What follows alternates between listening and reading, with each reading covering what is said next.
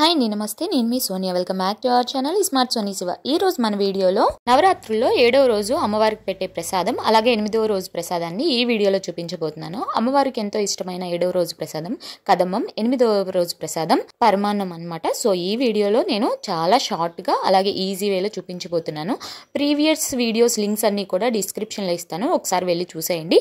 నవరాత్రి ప్రసాదం రెసిపీస్ అన్ని కూడా రోజు 2 రెసిపీస్ కింద అయితే పోస్ట్ చేస్తున్నాను। ఇప్పుడు కదమ్మం రెసిపీని ఎలా చేసుకోవాలో చూసేద్దాం। ముందుగా చింతపండుని నానబెట్టుకోవాలండి।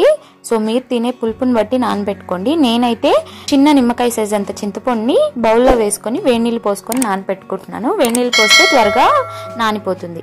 ఇప్పుడు ఒక కుక్కర్ గిన్నె తీసుకొని అందులోకి వెజిటేబుల్స్ ని యాడ్ చేసుకోవాలి। సో ఇప్పుడు నేను తీసుకున్న వెజిటేబుల్స్ వచ్చేసి గ్రీన్ పీస్, అలాగే గుమ్మడికాయ పావు ముక్క, ఒక బంగాళదుంప, ఒక ములక్కాయ, అలాగే సగం క్యాప్సికమ్, ఒక క్యారెట్ వేసుకుంటున్నాను। మీరు ఇవే కాదండి మీ దగ్గర ఉన్నవి వేసుకోవచ్చు। సో ఇప్పుడు ఇందులోకి ఒక గ్లాస్ వరకు వాటర్ వేసేసుకోవాలి। వాటర్ వేసుకున్న తర్వాత ఇందులోకి ఒక హాఫ్ టీ స్పూన్ ఉప్పు వేసుకోండి। వేసుకున్న తర్వాత మూత పెట్టేసుకొని మీడియం ఫ్లేమ్లో ఒక విజిల్ రానివ్వండి। విజిల్ వచ్చేసిన తర్వాత ప్రెజర్ అంతా పోయిన తర్వాత ఈ ఉడికిపోయిన వెజిటేబుల్స్ని ఒక గిన్నెలో వేసుకొని పెట్టుకోండి।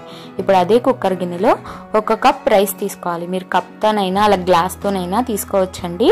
సో ఇప్పుడు అదే కప్పుతో 1/2 కప్పు దాకా కందిపప్పుని వేసుకోవాలి। వేసుకున్న తర్వాత 2-3 సార్లు వాష్ చేసుకొని ఇందులోకి 5 నుంచి 6 కప్పుల దాకా వాటర్ వేసుకోవాలి। ఇప్పుడు హాఫ్ టీ స్పూన్ ఉప్పు, అలాగే పావు టీ స్పూన్ పసుపు వేసుకొని మూత పెట్టేసి మీడియం ఫ్లేమ్లో 3 విజిల్స్ రానివ్వాలి। 3 విజిల్స్ వచ్చిన తర్వాత ప్రెజర్ అంతా పోయిన తర్వాత ఒకసారి కలిపేసుకొని పక్కన పెట్టేసుకోండి।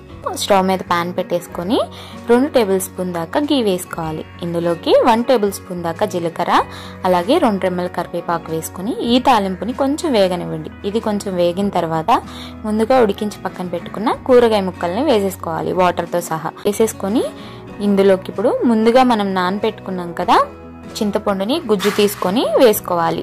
సో నేను ఇక్కడ చింతపండు గుజ్జు తీయడానికి 1 కప్పు వరకు వాటర్ని యూజ్ చేశాను। అలాగే చింతపండు గుజ్జుని మొత్తాన్ని వేసేసుకున్న తర్వాత ఇప్పుడు ఈ కూరగాయ ముక్కల్ని చింతపండు గుజ్జులో బాగా ఉడకనివ్వాలి। పులుసులో ఒక 5 నుంచి 10 నిమిషాల పాటు మీడియం ఫ్లేమ్లో ఉడకనివ్వండి। బాగా ఉడికిపోయిన తర్వాత ఇందులోకి పావు టీ స్పూన్ దాకా పసుపు, అలాగే రుచికి సరిపడా ఉప్పు వేసుకోండి। ముందుగా మనం కూరగాయలు ఉడికించేటప్పుడు ఉప్పు వేసాం, అలాగే అన్నం ఉడికించేటప్పుడు కూడా ఉప్పు వేసాం కదా, సో చూసుకొని ఉప్పుని యాడ్ చేసుకోండి। 1.5 టేబుల్ స్పూన్ దాకా సాంబార్ పౌడర్ వేసుకోండి। సాంబార్ పౌడర్ కూడా వేసుకున్న తర్వాత అంతా కలిసే విధంగా కలిపేసుకొని ఒక 2 నుంచి 3 నిమిషాల పాటు బాగా మరగనివ్వాలి। సో ఇప్పుడు ఇందులోకి ముందుగా మనం ఉడికించి పెట్టుకున్న రైస్ దాల్ ఉంది కదా, సో అది వేసేసుకోవాలన్నమాట।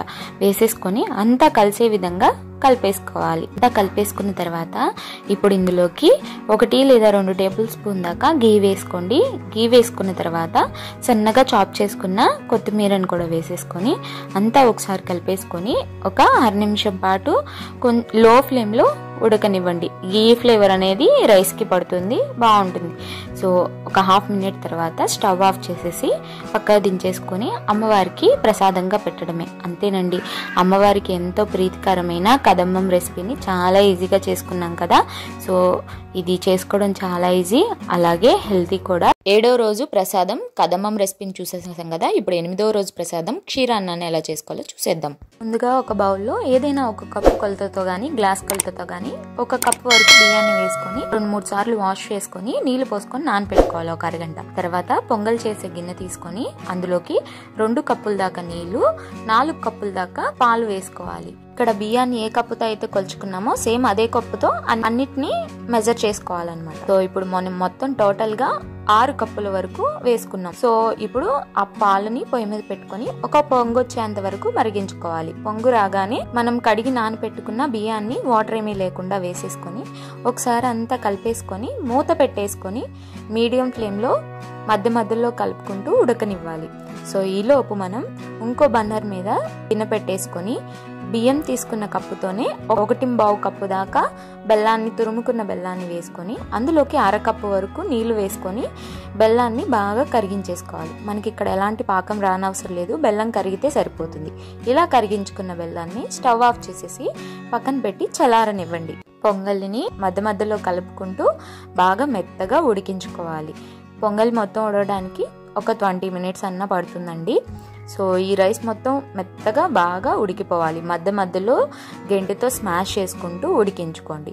సో ఇలా పొంగలి అంతా బాగా మెత్తగా ఉడికిపోయిన తర్వాత ఇప్పుడు ఇందులోకి 1 కప్పు కాచి చల్లార్చిన పాలైనా లేదా వేడి పాలైనా సరే 1 కప్పు వరకు వేసుకోండి. ఇక్కడ మనం టోటల్గా 7 కప్స్ వరకు వాడుతున్నాం అనమాట 1 కప్పు రైస్కి. సో అది గుర్తుపెట్టుకొని దాన్ని బట్టి ఇంగ్రీడియంట్స్ అన్నీ డబల్ చేసుకోవచ్చు మీరు ఎక్కువ చేసుకోవాలంటే. సో ఇప్పుడు ఇలా పాలు వేసిన తర్వాత దీంట్లోకి 1 పావు టీ స్పూన్ దాకా ఇలాచీ పౌడర్, అలాగే కొంచెం చిటికెడు కన్నా తక్కువ పచ్చకర్పూరాన్ని వేసుకోండి. పచ్చకర్పూరం మాత్రం ఎక్కువ వేసుకోవద్దు, వేసుకుంటే చేదొచ్చేస్తుందని గమనించండి. సో వేసేసుకున్న తర్వాత అంతా కలిసే విధంగా కలిపేసుకోండి. మనం పచ్చకర్పూరం వేయడం వల్ల టెంపుల్లో పెట్టే ప్రసాదం టేస్ట్ వస్తుందన్నమాట. సో అంతా ఒకసారి కలుపుకొని ఒక 1/2 మినిట్ వరకు బాగా ఉడకనివ్వాలి. సో 1/2 మినిట్ తర్వాత స్టవ్ ఆఫ్ చేసేసి ఈ పొంగలి గిన్నెని పక్కన పెట్టేసుకోవాలి. ఇప్పుడు మనం ముందుగా బెల్లంని కరిగించుకున్నాం కదా, సో ఆ నీళ్ళని వడకట్టుకోవాలి. ఇలా వడకట్టుకోవడం వల్ల బెల్లంలో ఏదైనా నలకలు ఉంటే స్టైనర్లో ఉండిపోతాయి అన్నమాట. ఇలా బెల్లాన్ని అంతా వేసేసుకున్న తర్వాత కలిపేసుకోవాలి. ముందు ఇక్కడ ఒకటి గుర్తుపెట్టుకోండి, బెల్లం నీళ్ళు అనేవి కంప్లీట్గా చల్లారిపోవాలి, అప్పుడే పాలు విరగకుండా ఉంటాయి. ఇప్పుడు కలిపేసుకున్న తర్వాత పొయ్యి మీద గిన్నె పెట్టేసుకొని 2-3 టేబుల్ స్పూన్ల దాకా గీ వేసుకొని డ్రై ఫ్రూట్స్ వేసుకొని దోరగా వేయించేసుకోవాలి. ఇలా వేయించుకున్న డ్రై ఫ్రూట్స్ని పొంగల్లో వేసేసుకొని మొత్తం కలిసే విధంగా కలిపేసుకోవాలి. అంతేనండి, చాలా సింపుల్గా చాలా ఈజీగా ఈ క్షీరాన్నాన్ని చేసేసుకున్నాం కదా. సో ఒక్కొక్క చోట క్షీరాన్నం అంటారు, ఒక్కొక్క చోట పొంగలి పరమాన్నం, బెల్లం పరమాన్నం అంటారు. సో పేరు ఏదైనా ఈ రెసిపీ మాత్రం ఒకటే అన్నమాట. సో నేను చెప్పిన టిప్స్ ఫాలో అవ్వండి. బెల్లం నీళ్లు కరిగినాకే పొంగల్లో వేయండి, అప్పుడే పాలు అనేవి విరగకుండా ఉంటాయి. ఇంతేనండి, చాలా సింపుల్గా చేసుకున్నాం కదా. సో ఈ దేవీ నవరాత్రుల్లో 8వ రోజు అమ్మవారికి ఈ క్షీరాన్నాన్ని నైవేద్యంగా పెట్టి అమ్మవారి ఆశీస్సులు పొందండి. ఈ 2 రెసిపీస్ అయితే మీకు అర్థమయ్యేటట్టు చెప్పాను అనుకుంటున్నాను. వీడియో కనుక నచ్చితే వీడియోని లైక్ చేయండి, మీ ఫ్రెండ్స్ అండ్ ఫ్యామిలీ రిలేటివ్స్కి షేర్ చేయండి. ఇంకా ఇలాంటి ప్రసాదం రెసిపీస్ కోసం స్మార్ట్ సోనీ శివ ఛానల్ని సబ్స్క్రైబ్ చేయండి. Bye all.